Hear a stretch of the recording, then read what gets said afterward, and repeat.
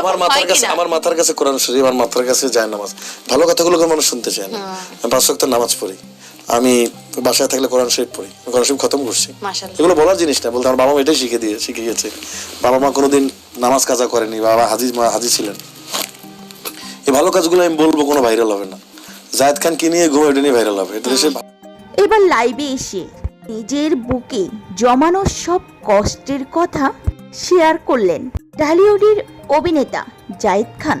তিনি বলেন, আমি যাই করি তাই বিপরীতভাবে নেট দুনিয়ায় ছড়িয়ে দেওয়া হয়।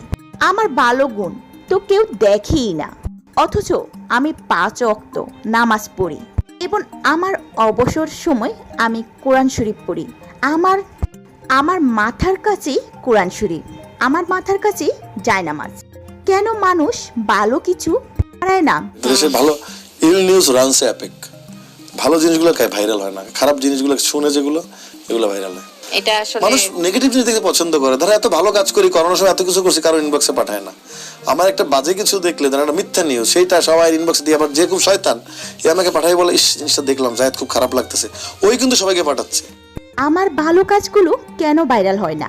আমি কি করি, কি নিয়ে ঘুমাই, সেগুলোই ভাইরাল হয়। এই তো কিছুদিন আগে মজার ছলে অরুণা বিশ্বাসকে জড়িয়ে ধরার কারণে ফের বিতর্ক সৃষ্টি হলো। এটা তো ছিল জাস্ট ফান, কিন্তু মানুষ এই ব্যাপারটি নিয়েও ভাইরাল করতেই হবে, আমাকে পচাতেই হবে। কেন এমনটি করছে তারা, আমি বুঝতে পারছি।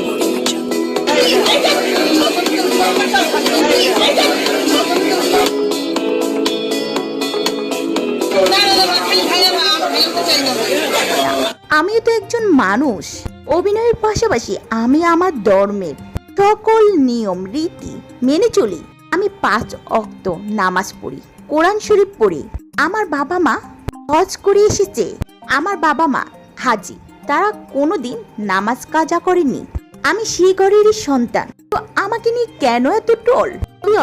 জায়েদ খানের এই কথাগুলো শুনে আপনাদের অনুভূতি কি? অবশ্যই ভিডিওটির নিচে কমেন্টস করে জানাতে ভুলবেন না।